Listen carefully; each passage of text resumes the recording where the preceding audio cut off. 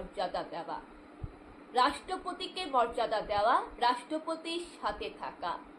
আর এটাও বলা আছে সংবিধানে যে রাষ্ট্রপতি হচ্ছেন তিনি আমাদের দেশের উপরে, তিনি সবার উপরে। রাষ্ট্রপতিকে কিন্তু রাষ্ট্রের মহারানী হিসাবে তাকে ধরা হয়, রাষ্ট্রপতিকে কিন্তু মহারাজা মহারানী হিসাবে ধরা হয়, তিনি প্রধানমন্ত্রীর উপরে। এবং আমরা সংবিধানে পড়েছি রাষ্ট্রপতির সম্পর্কে, যেখানে বলা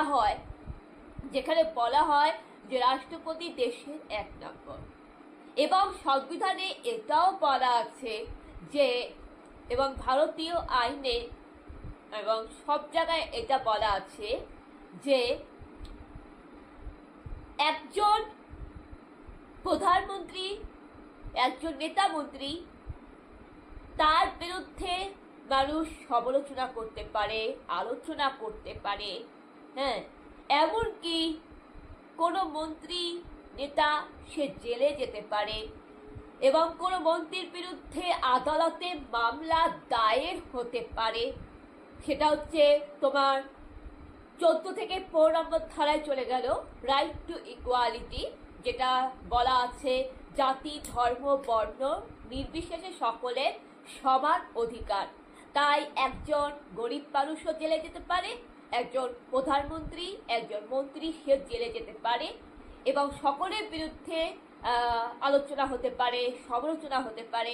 এবং প্রধানমন্ত্রীর কোনো কাজের বিরুদ্ধে কোনো নাগরিক অবশ্যই প্রশ্ন করতে পারে, কিন্তু রাষ্ট্রপতির বিরুদ্ধে কোনোভাবে সমালোচনা আলোচনা করা যায় না, রাষ্ট্রপতিকে নিয়ে কোনো জেরা করা যায় না, রাষ্ট্রপতিকে নিয়ে কোনো সমালোচনা আলোচনা করা যায় না, রাষ্ট্রপতির বিরুদ্ধে কোনো মামলা দায়ের হয় না, রাষ্ট্রপতির নামে কোনো কেস হয় না, রাষ্ট্রপতিকে কেউ প্রশ্ন করতে পারে না এবং রাষ্ট্রপতির নামে কোনো আদালতে কেস হয় না।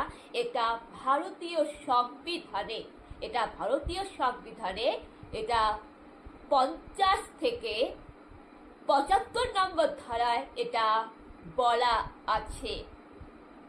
এটা আমরা বইয়ে পড়েছি, এটা আমরা ইতিহাসে পড়েছি, আমরা ভারতীয় সংবিধানে পড়েছি। বন্ধুরা, আপনি যদি দেশের শিক্ষিত নাগরিক হয়ে থাকেন তাহলে আপনি এটা বুঝতে পারবেন, কেন গণতন্ত্র কিন্তু রাষ্ট্রপতির হাতে আছে, দেশের আইন কিন্তু রাষ্ট্রপতির হাতে আছে। রাষ্ট্রপতি যদি চান তিনি কিন্তু আপনাদের মানুষের নাগরিকের মৌলিক অধিকার কেড়ে নিতে পারেন। রাষ্ট্রপতি যদি চান, রাষ্ট্রপতি কিন্তু রাজ্যের আইন ব্যবস্থা পরিবর্তন করতে পারেন।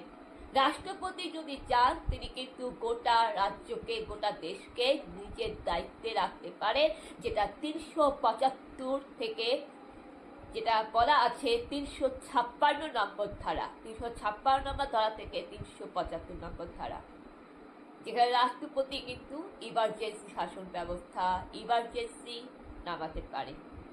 এটা রাষ্ট্রপতির দায়িত্বে আছে। রাষ্ট্রপতি যদি কাউকে নির্দেশ দেন, তিনি রাষ্ট্রপতির দায়িত্ব মানতে 100% বাধ্য। এবং বন্ধুরা, সুপ্রিম কোর্টের বিচারপতিকে রাষ্ট্রপতি নিয়োগ করেন।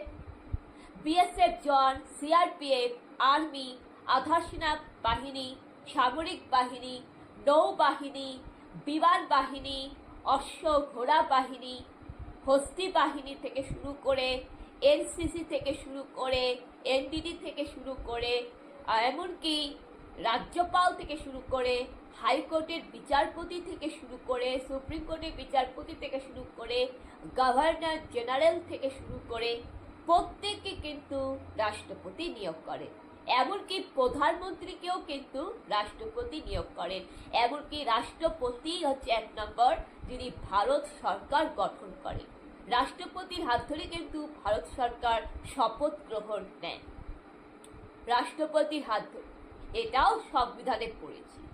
তাই যেখানে রাষ্ট্রপতির অপমান হয় সেখানে হচ্ছে সংবিধানের অপমান হয়, যেখানে রাষ্ট্রপতির অপমান হয় সেখানে আমাদের নাগরিকের মৌলিক অধিকারের অপমান হয়, গণতন্ত্রের অপমান হয়। বন্ধুরা, সচেতন থাকুন, জাগ্রত হন।